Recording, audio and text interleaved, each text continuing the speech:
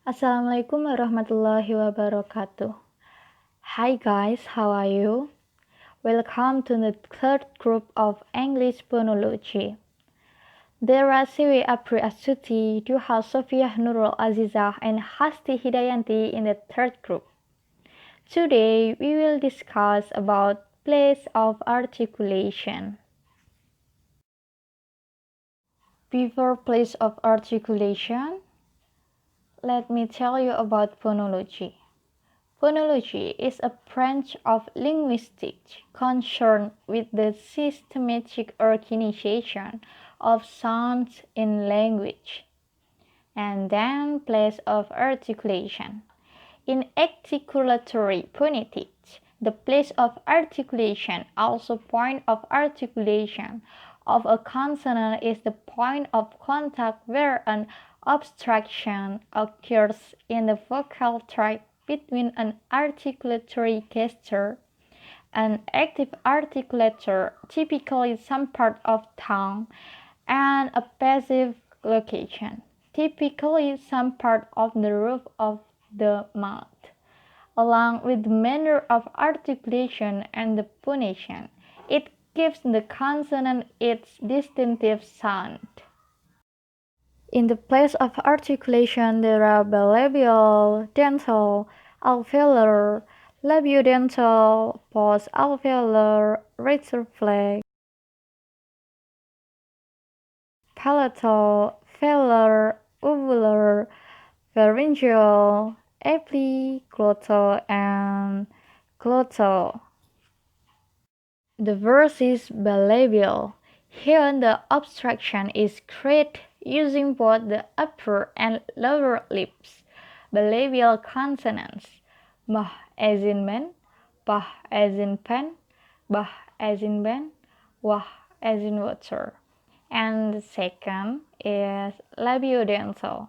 Here the lower lip contacts the upper teeth to form sounds like wah as in fish, wah as in fan.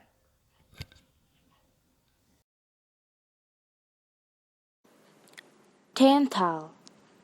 Here the lip of the tongue touches the upper teeth. We have two sounds here. Ta, isn't thin and isn't this. Alveolar.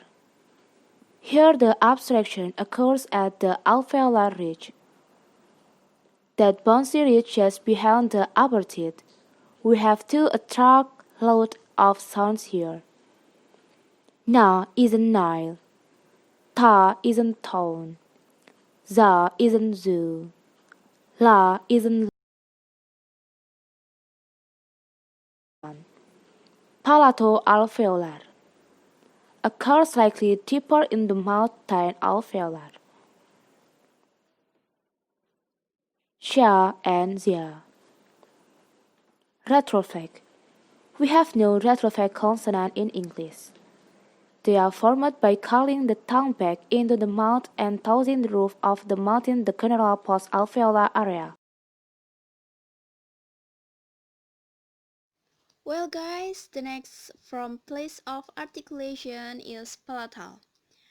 Palatal consonants are where the body of the tongue is raised to the hard plate. In English, we find only one sound here. For the example is ch, as in ice. For the next is velar. Here the obstruction occurs when the back of the tongue touches the soft palate at the back of mouth. Again, in English we have two sounds here. For the example are k as in king and g as in garden.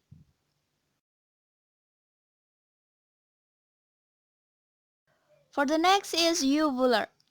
Here the back of the tongue touches uvula, the dangly bit at the back of your mouth. English doesn't have an uvular consonant, but they are widespread through African, Middle Eastern, and Native American languages amongst others. Well guys, the next is pharyngeal.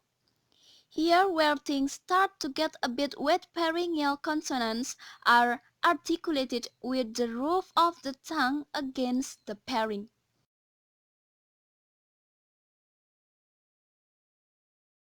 Next is epiglottal. As hard as pharyngeals are to pronounce, epiglottals are much worse.